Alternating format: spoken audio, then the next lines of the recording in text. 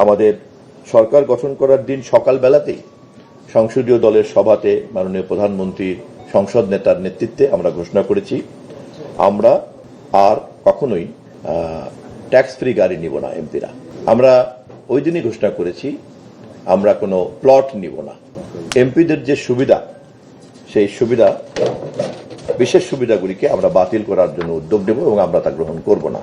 আমরা আশা করি সরকারি দলের বাইরে অন্যান্য এমপিরাও আমাদের এই উদ্যোগের পাশে থাকবেন, আমরা আশা করি।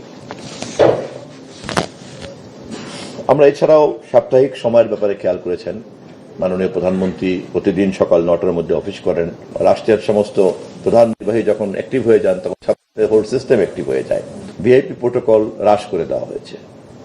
প্রধানমন্ত্রীকে ঘিরে ভিআইপি প্রোটোকলের যে বহর ছিল সেটাকে খুবই সংকুচিত করা হয়েছে, আপনারা তা জানেন। বিমানবন্দরে তাকে বিদায় জানানো অথবা তাকে অভ্যর্থনা জানানোর যে রেওয়াজ ছিল, সেখানে যে ধরনের আতিশয্য ছিল, সেখানে যে ধরনের বাড়াবাড়ি ছিল, আমরা সেটাকেও সংকুচিত করার সিদ্ধান্ত